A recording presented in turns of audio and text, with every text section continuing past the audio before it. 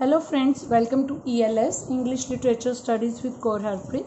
This is my third video on Francis Bacon. Link of other videos will be given in the description box. You can check description bar. So let us start with today's video, that is again about Bacon's essays.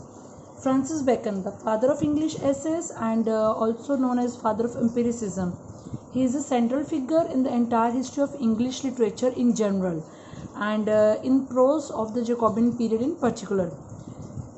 His essays are the expression of a lifetime of experience in the world of men, and his essays present valuable advice to the reader in brief. So let us start with today's video. Sir Francis Bacon, time period is 1561 to 1626.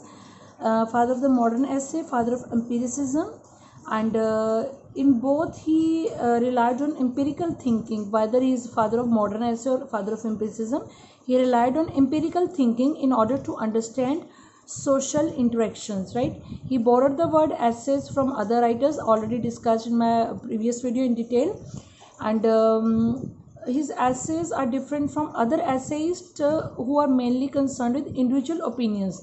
But if we talk about Bacon, he is concerned with the reader whom he is addressing. Actually, he wrote for the young man who want complete self-realization, and he writes about friendship, ambition, riches, studies, etc. And he followed his first volume with the book of 38 essays in 1612, and later on a volume of 58 essays in 1625. Bacon's essays. The essays of Bacon are divisible into two parts, the earlier essays and the later essays. Let us start with earlier essays. His first written essays or earlier essays, these are hardly more than a collection of brilliant aphorisms. He speaks of these essays as dispersed meditations. He ranks these earlier essays as recreation in comparison with his some more serious studies. In his earlier essays, the sentences are short and twist, and there are few connectives also. Each sentence in these essays stand by itself as a concentrated expression of weighty thoughts, and these essays are nothing but an attempt at this subject.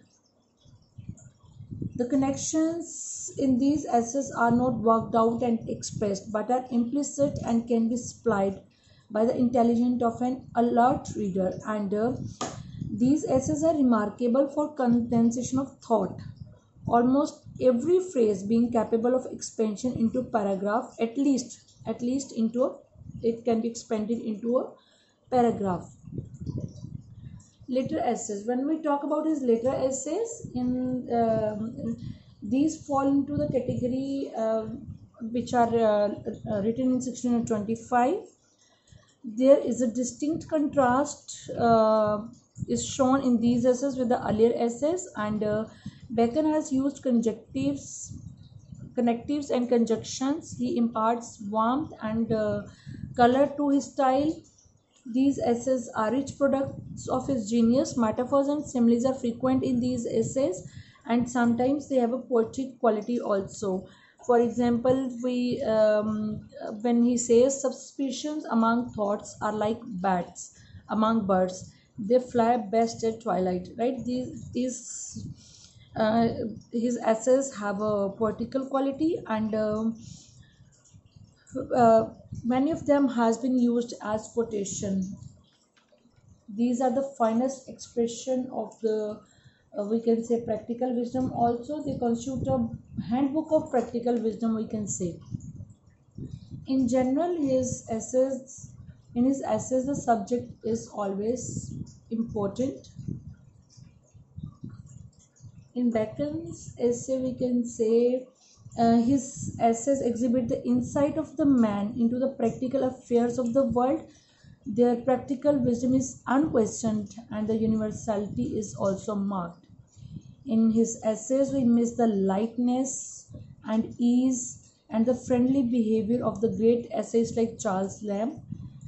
Bacon is too stately and too majestic to have any confidential intercourse with his readers, and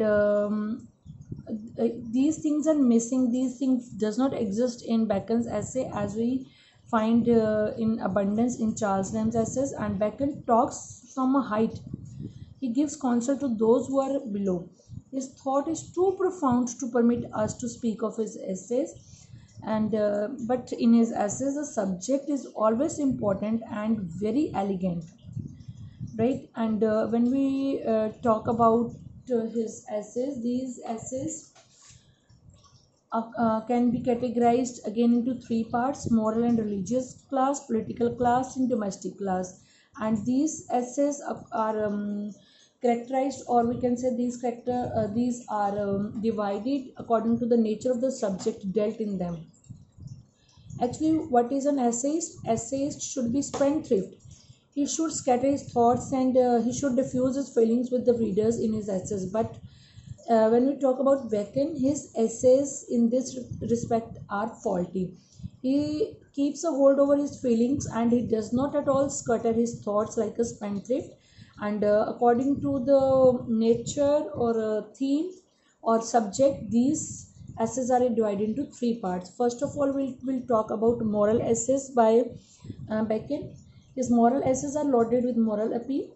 He counsels his readers in every aspect of life, whether it is about upbringing of child, business deal, etc. And these essays, moral essays, help a lot in good and greatness. These are some of his moral essays: of riches, of ambition, of friendship, of truth, of revenge, of suspicion, and of expense. Right. Next is his domestic style or domestic essays. In Bacon's domestic essays, we find the same coldness and lack of warmth which we notice in his moral essays. We are quite familiar with the extraordinary coldness regarding the expression of thought in these essays, and these are some of his domestic essays, like of parents and children, of marriage and single life, of love, and of friends. And when we talk about his political essays, we can say these are best of all. He felt himself more at home in the characters of a statesman, in the character of politician, than in that of a moralist, right? So these essays, we can say these are the best collection of Francis Bacon. Essays are highly admirable, these essays, because they speaks of the principles, they show the manners of life. And the worst mistake of England is talk about the if we talk about his political essays, there is a very famous is of Plantations, which speaks of the principles whose soundness has been gradually established by the experience of generation and centuries. And his political essays shows the manners of life. And the essay of Great Place also shows the manners of great and the high in public life, right? When we talk about his essays in general, his essays are highly admirable because they abound in lofty sentiments and noble thoughts. He could write eloquently at the beauty of truth and justice. His essays are admirable for their practical wisdom, for the universality of appeal, their sane advice, and their learning, but they remain no better than mere notes on jottings, right? But in general, if we talk about Bacon in general, on the whole, we can say his essays are the finest expression of the practical wisdom he had acquired from the study of men of the world. And they reveal a habit of thought and action. They constitute a handbook of practical wisdom, enclosing in them shortest maxims, which exhibits a treasure of insights. So friends, this is all about Bacon's essays. I hope you will like the content, and if you like it, please hit the bell like button, and also share and subscribe my channel and hit the bell button so that you can get notifications for my upcoming videos. And in my next video I will discuss about Bacon's prose style. So stay tuned, and thanks a lot for watching.